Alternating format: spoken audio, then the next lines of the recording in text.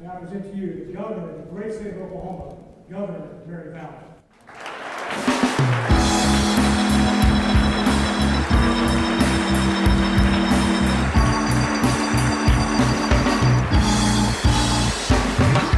Hey everyone, welcome to Let's Pop This. I'm Andy Moore.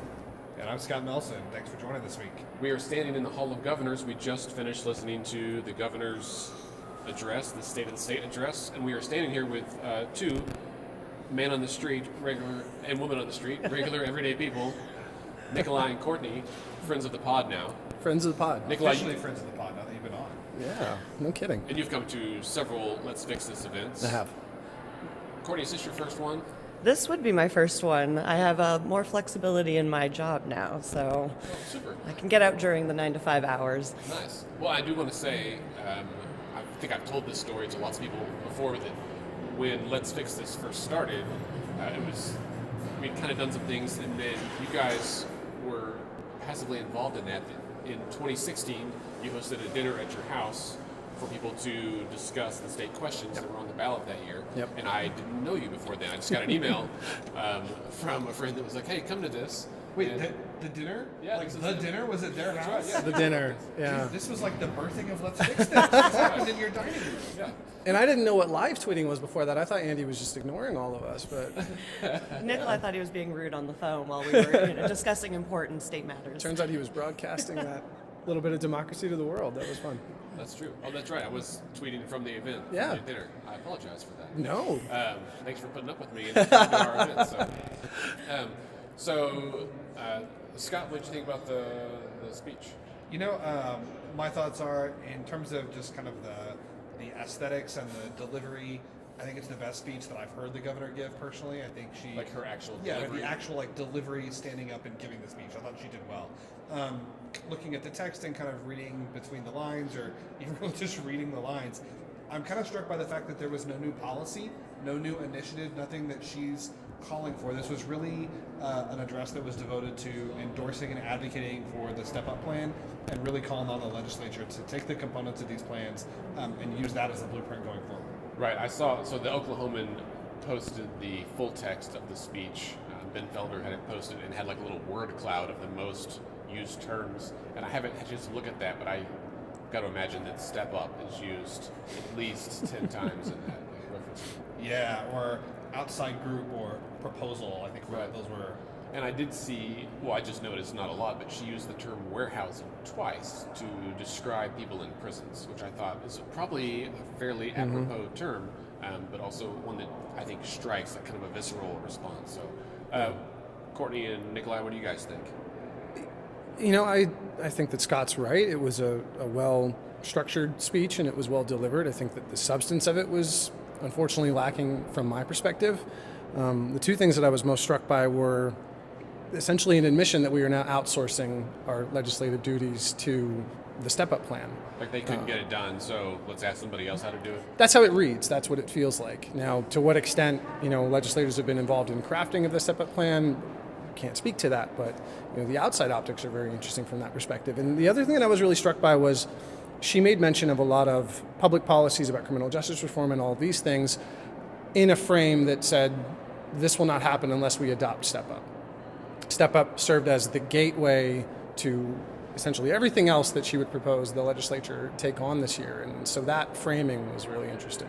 It is interesting. Last year she spoke a lot about criminal justice reform, and that was the thing I think that she hoped to champion last year. And there was, I think, really just one barrier, and that was Representative Scott Biggs, who moved up to the Trump administration and is no longer in the way, if you will.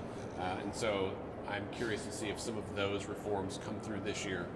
Those are things that might actually save the state a lot of money if they're enacted. Yeah, I mean, the tens of millions of dollars. Because it's not only the money that it's costing us to incarcerate the population that we have, but if we don't enact criminal justice reform, we're actually going to need new prisons, right? We have so many prisoners, so many people that are in the system that we actually have to build new places to house them. So it's not just that our existing prisons are expensive and costly and too full, it's that we need more. Right. So I think that is the potential for huge savings there. She can get it done. I agree with you, Andy. I think that this session, it's a lot more optimistic that we might see that now that Representative Biggs has kind of moved on up to another post in government. We'll see what happens. The thing, Scott and I have talked about this a lot, and that's that the step-up plan is, everyone talks about it as it's one thing, but it's not. Yeah. There's like 18 separate bills contained, which means 18 votes. Some of those votes would only serve to move the measure to a vote of the people, and it would be a state question, so that we, the voters, would have to decide in November. And so this is, even if they happen to pass all 18 parts, it's still not a done deal. Yeah.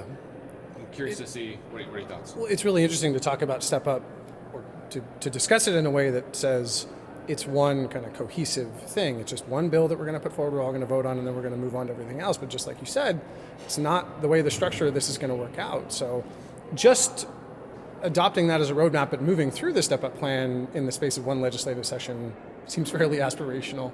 So it is. That's an interesting point. Yeah, I've been getting increasingly over the last week, as it's really gotten more press and people are talking about it more, writing about it more. I'm not going to impugn any of our journalists by name, because I think we have a lot of journalists that cover politics in the Capitol that do a really great job. But some of the reporting on Step Up, I feel like has really been lacking, because it gives the impression that this is a package. It gives it's a plan. Like you just have to pass this thing, and that's not true. It's not accurate, and it's also frustrating because the folks that authored it have framed it that way as well. And so the cynical part of me that pays too much attention to politics wonders, are they framing it that way so that when certain measures don't pass, or when our legislators can't agree which revenue measure should come up for a vote first, or which one is most important, or which one needs to be adjusted, because it's been framed as a package deal, are they going to use the failure of any one or two parts, or failure to agree on legislative strategy, as a justification to just can the whole thing and say we don't have any choice but to cut spending even further? You know what I mean? Like this is super like devious, and I'm probably spend too much time watching House of Cards, but like is there some part of the authors of the Step Up plan that don't actually want to see it pass? Like, is that why? I can't figure out why they're framing it as this package deal when all of these are people who know that's not how it's going to move through legislatively. Well, I hear that as a challenge for Nikolai and I to do a larger scale dinner party now about the Step Up concept. So I'm all in on that. To make it happen. I do think, Scott, that the reason they're framing it this way is how they presented it, and it's how most plans are presented. It's how the SOS, the Save Our State Right. Coalition's budget, was presented, is that this package only works if all of it is passed together. Sure. And so, it's not a menu of options, it's not a buffet. Right. You gotta just, although buffet's a great idea for a dinner party. Yeah. But it's not a buffet. You can't just choose things. You got to pass it all. Otherwise, it starts to fall apart. And I think we've already started to see some people pull off, or certain pieces of that come off. They're like, well, okay, that's not going to pass. Let's forget about that. And Right. so I'm curious, and I'll say now, what we'll announce probably tomorrow is that we're going to kind of share out there, send out email and social media, a list of kind of all of these proposals individually, and let people vote, like yes or no, do you think this will pass? And I may do a pretty literal translation of just like pass as it's written today. Right. And yes, no, then we'll tally it up, the winners. I think we mentioned this last week in the podcast. Whoever gets the most gets a tote bag. Let's fix this tote bag. And come on the pod. And come on the pod. And an as yet undetermined, That's right. an as yet undetermined prize that will largely depend on whether they're under or over 21. Yeah, I'll send it out as like a Google, either a Survey Monkey or some kind of Google form, so that we can have a safe place to record people's responses. And you're probably right. It's probably not that devious. It just has been frustrating to me. I blew up Andy's phone on Friday because there was an article that came out, and I was just like, why are they writing about it like this? None of this is right. Well, since the speech was mostly kind of an endorsement of the Step Up plan, have you guys had a chance? Have you reviewed the components? Do you have any thoughts on the Step Up plan? I know you said you're not a fan of coming to legislative outsourcing, which I totally agree with, by the way. But what are your thoughts about what has been proposed? I mean, not being a fan of the legislative outsourcing, I suppose, is somewhat aspirational I would have to believe that our legislature functioned, effectively to be mad about that. I'm not necessarily mad about it. I think it's interesting. I don't know enough about the plan to speak with a lot of certainty on it, but I will be very curious to see in what order the legislature starts to address its different components. I think that there's going to be a lot of strategizing between members of the House and Senate with respect to how they're going to break it down. So that'll be something really interesting to watch. Well, I think that's what we've heard. I mean, the Democrats have said, well, show me the bills before I'm going to say if I'm going to support this. And I think it'll come down to, okay, well, if you pass these revenue measures first, then We'll I'll show vote you for your this policy one, change. yeah. And then the Republicans say, no. Right. If you pass this, then we'll vote on that. And neither side has any trust in the other side. Right, and No. I think that's a big part of what you and I talked about last week was that the lack of institutional trust is a real barrier here because the Dems are going to say, yeah, we'll help you pass the cigarette tax and we'll help you pass the motor vehicle tax, but we're going to do gross production and income tax reform first. Yeah. And I think the Republicans are going to say, well, that doesn't make any sense. The cigarette tax and the motor vehicle tax, that's the easiest one, so we should do that first and then hash out gross production and income tax reform later. And I think the Dems are going to say, yeah, but what if we don't? Yeah, and it's much different. We're standing here on the second floor, which is where a lot of the freshmen and the non-leadership rank and file members of the House are, and it's very different getting their perspectives in their offices than it is up on the fourth floor where all the leadership is. Even within the same party, there's a big divide on what people, how they proceed.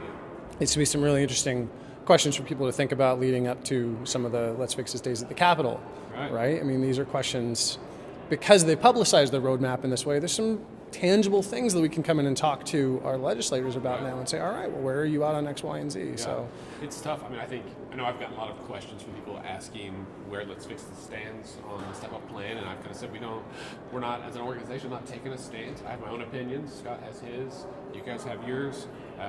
The 5 living governors have theirs. Everyone has their own perspective, and I don't think we need another group telling people what they should or shouldn't believe.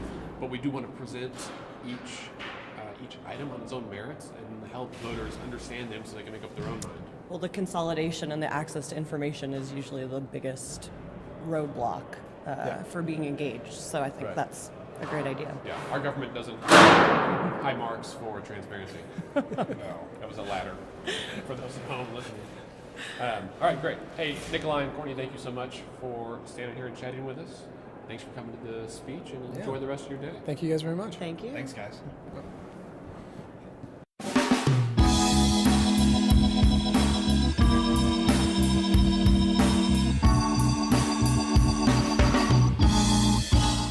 Now we're going to sit down with David Blatt from the Oklahoma Policy Institute. And David, we really just wanted to get your impressions from the speech. Yeah. So, and that's not a great surprise. I think we expected that the governor would use the time to make a pitch for the Step Up plan that has emerged in the last few weeks. And really, most of her speech, which was, I think, one of the shortest State of the State speeches I've heard, probably only 15 to 20 minutes. And I think it was all to give the idea that there's really one job for the legislators, and that is to pass new revenue, although she also emphasized that along with the revenue proposals, there are various reform proposals that the legislators will be voting on.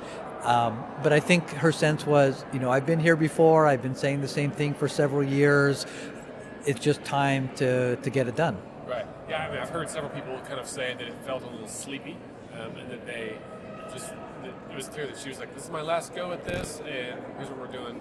You guys know it. Know the drill. Check your email. I've already sent it out. You've seen it on the news. Maybe the real question is, do you think any of this is a shot at passing? I think it has a chance. I know that there are some very prominent, respected Oklahomans who are working very hard to make this happen. I think the Republican caucuses are getting a lot of lobby effort from Republican business leaders and community leaders, the same among the Democrats. I think right now the votes are probably not there, but I don't think that there is a firm count. I think Democrats would like to see some changes made to the plan. I'm sure the Republicans would like to see some changes made as well. But what was interesting and notable is that even assuming nearly $700 million from the step-up plan in new revenue being available for next year, we're still not fully out of a budget hole that has been dug over 10 years. Even with step-up, it would be a step, but it's not the final step.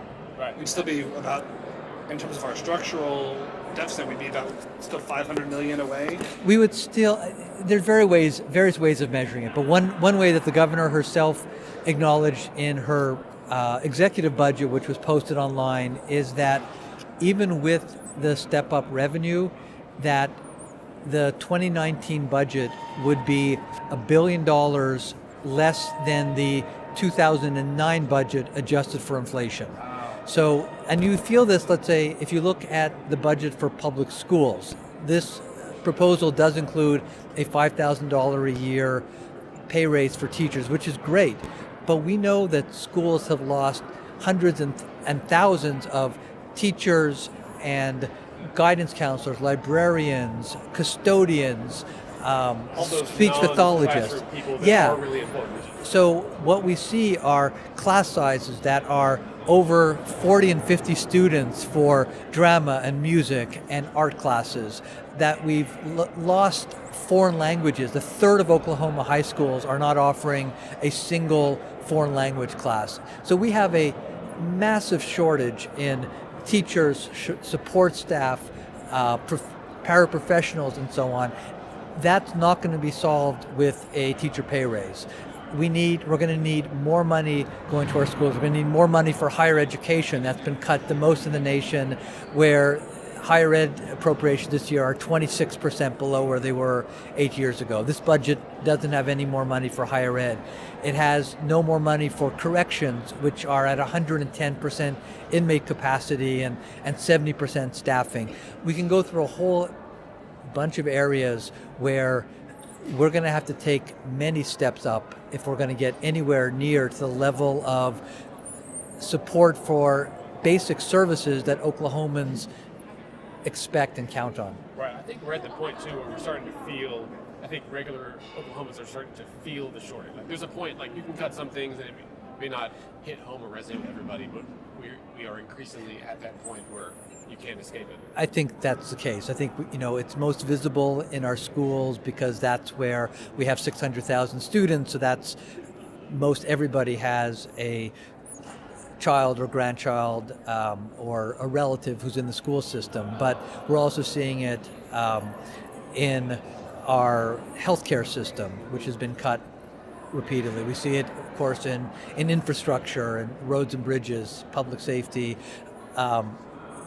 A line that a friend of mine shared was, we've starved the beast and then we complain that the beast is sluggish. It's really hard for public servants to do what they're expected to do when their budgets are cut, when personnel, when vacancies are left unfilled year after year after year. Yeah, that's something that has bugged me for a number of years, is that you hear this refrain, government doesn't work, government doesn't work, government doesn't work. So you have to cut funding, and then you cut the funding, and then everybody starts complaining the government doesn't work. It's like this self-fulfilling prophecy. It's like the car that you don't put any money into maintenance, and then you're saying, well, why doesn't this car work? Yeah. So government is no different. And we've seen, if you just look at the overall state workforce, we're about 4,500 state employees below where we were in 2009. And we have fewer state workers than we had in 2001. Now there's some areas where, because of productivity, because of efficiency gains, that you can have fewer people doing more, but at a certain point, less is less. At a certain point, when your population is growing, you're going to have more nursing homes to inspect. You're going to have more restaurants to inspect. You're going to have more legal cases, legal disputes to adjudicate. At a certain point, a shrinking workforce simply can't keep up. And we see it in terms of growing class sizes, correctional facilities that are bursting at the seams and are likely inviting federal lawsuits. You can go through the whole range.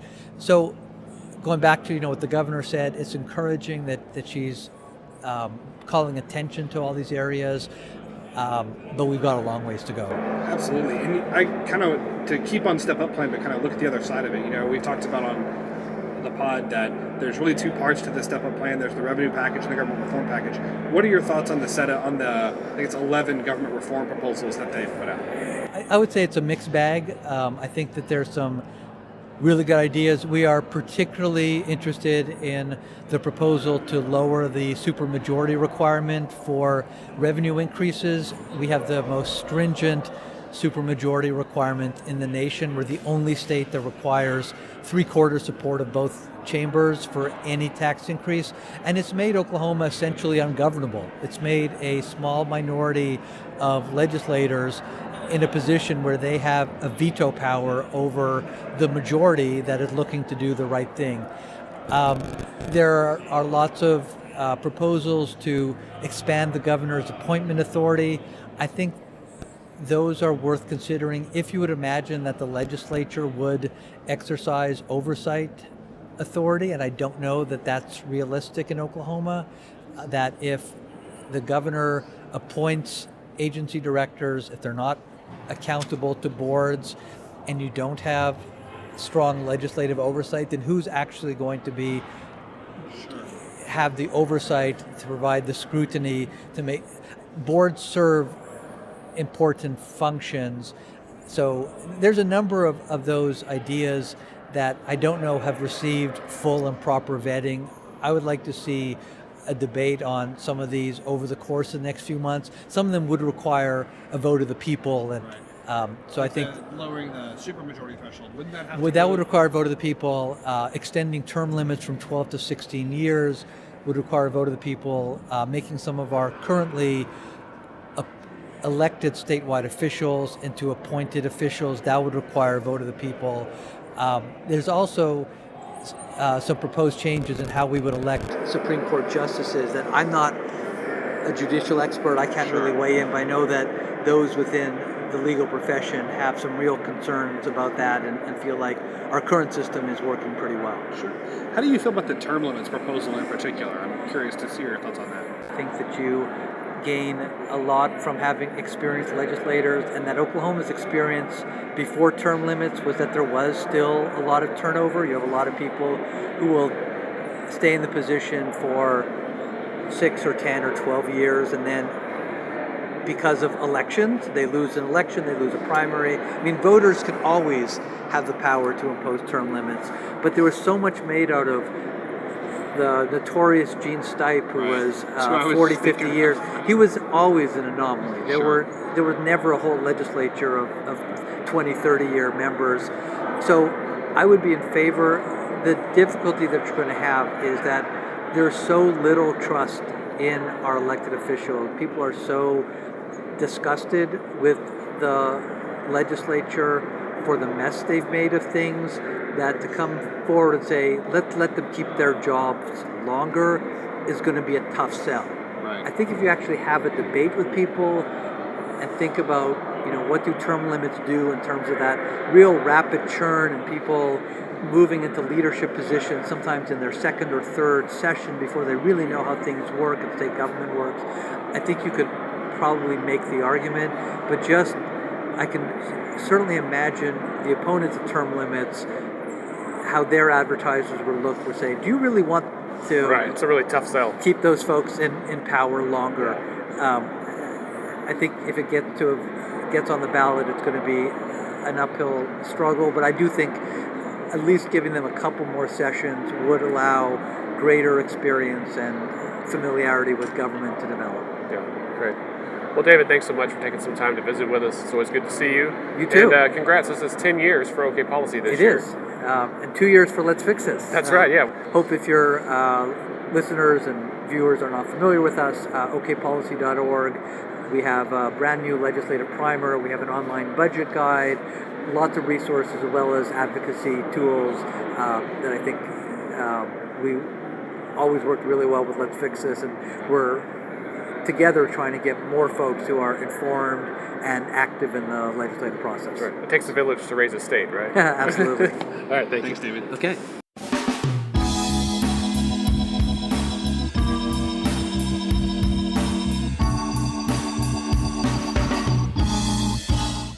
right, so we're standing here with Representative Marcus McIntyre from Duncan. Forgive me, I forget which district. It's District 50. District 50. 5-0. Yep. All right. So, what did you think about the governor's speech? To me, it wasn't very surprising. I figured that she was going to talk about the step-up plan the entire time, and she did. So to me, it was a rah-rah speech. Get your act together. Right. Pass this thing. Let's move on to a sustainable future as a state. So Yeah, I think we've all been struck by how brief it was, but it was to the point. It just was. yeah. You know what it is. Let's vote for it. Come on. Right. That's exactly what it was. She let her position be known. Right. Do you think that resonated or landed well with the members of the House? Of course, not all of them. The step-up plan it has a lot of good things and things that aren't attractive. Sure. And it's just getting past the unattractive things, If you really want compromise, you're not going to be happy with all of it. Right. So there's some things in there that I know the Democrats don't like. There's things in there that the Republicans don't like. There's things in there I don't like, but a lot of things I do like. And it's just, are the individual legislators going to allow the things that they don't like to kind of supersede everything else and just say no? One of the things that struck me last session, even in the special sessions, and it seems like there's not a lot of institutional trust, like between the two parties, even between the two chambers. That seems to me, kind of from the outside looking in, as something that's really been a struggle to work through to move forward. Do you think, one, that's accurate, and two, do you see that any of that may be changing as we kind of move forward into this session? Boy, I don't know. That's just the nature of the beast. Sure. It's always like the Senate and the House don't like each other, and then the two different parties don't. We're, as a freshman class, we're trying to cut through that and stop that type of stuff. But yeah, that's something that's there. I don't know if that those conflicts are going to make people vote no or yes. Okay. I think that everybody is probably looking at this at a district level or an ideological level, and I'm looking at it from a district level. Will this benefit my district and the people in my district? So I just think, people look at things differently. I'm an unapologetic populist, so I'm looking at it from the way my people look at it. I'm trying to, the best I can, trying to discern what they want.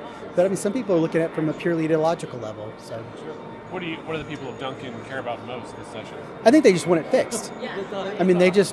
They don't want to have to worry about this. Right. And honestly, I don't want to either. I would rather move on to other things. I would like to get this thing done and move on, and let's start trying to make the state work better. But we need to have the revenue to fund our agencies and infrastructure and all that. So I've joked about that before, that if we pass all this revenue, let's say we pass the whole step-up plan, that doesn't mean that the state is fixed. We've got a lot to do, and we just heard from David Blatt a few minutes ago that even if the whole step-up plan was passed, it would still not fill the actual need to run some of these services the way that people think they should be run. Yeah, look, we can throw as much money as we want to at the problem, and money helps. Don't get me wrong, money helps fix the problem, because it allows us to divert our attention to reforming it and making it work better. And that's what we want. We want the government to work really well for the people. Sure. That's the whole point of government, as far as I'm concerned. Sure. Well, thank you so much for your time, Representative McIntyre. You're welcome. You're welcome, guys. Anytime. Thanks.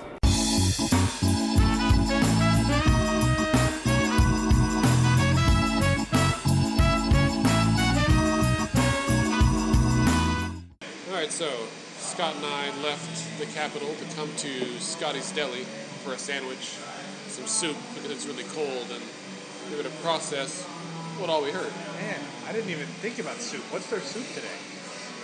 They have a tomato bisque and a gumbo and then a matzo ball soup. Oh, I might have to reconsider. I'll think about it. Scotty's Deli is right down the street from the Capitol. It's really good, really great deli. Depending on when you walk in here and what's happening in 23rd and Lincoln, you might even run into a legislator or two. They do come here on occasion, Yeah, so I hear. not today. No, it's empty in here today. Not right now. 3 o'clock on a Monday. Yeah. Well, Scott, after talking to a few people and after thinking about the speech for a little bit, any more thoughts? No, I mean, I really, we made some predictions last week, and I will stand by what I predicted. I am surprised. I thought there would be a little bit more in terms of new policy.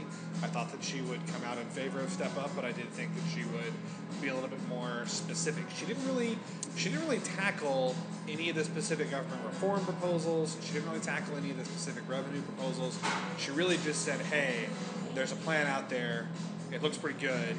Right. In my opinion, you guys should pass it." Right. And I like the way that she presented it, where she was like, I think legislators should go home and think about the teacher in their district or the prison in their district or whatever. I tweeted out that quote, actually. I think that was probably the strong point of the speech. I think that was a good point, but I really feel like, for one, the speech was so short, and that she did that kind of at the end, because she said, I'm going to leave you with this, and that was part of her long closing, which is probably half the speech.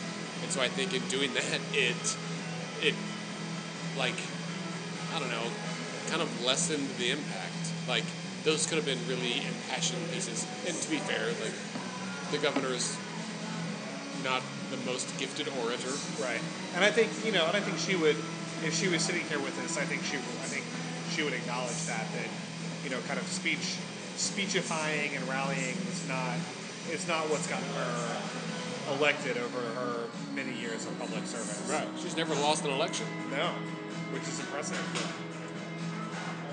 And we'd hoped to speak to a couple of other legislators while we were there today. Representative Leslie Osborne just messaged me that she just got back after a meeting, and so we'll have to catch up with her later, either by phone or in person, and try to get her thoughts on the speech as well. Yeah, I think overall I'm left wanting a bit. Well, I'm always guilty of really wanting someone to wow me and have a call to action, and and those kinds of speakers are few and far between. It's not your fault, man. You're like me. You want life to be like the West Wing. It's true. true. It just can't be. Right. At least not all the time. Right. Or, whether it's FDR or Martin Luther King Jr. or something, I think people have lost sight of how impactful words can be. And so, it's just the way it goes. I think it is interesting that, we were able to get some conversations that we had today on tape. We had some other conversations that we were just kind of chatting. Our sandwich has just arrived. What were you saying? We had several conversations that with David Blatt, with Representative McIntyre, with Nikolai, and they echoed, I think, our thoughts. We had some other conversations today with folks that were around the Capitol. The sense seems to be kind of what you and I have talked about. It's great to stand up and say, if you're the governor, this needs to pass. It's great to have all these articles in the newspaper and on websites and different media forums saying, step up plan, rah, rah, rah.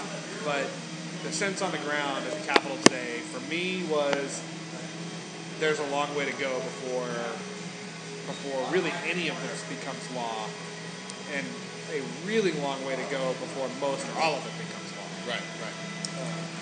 Well, I vote that I so move that we dig into our sandwiches here.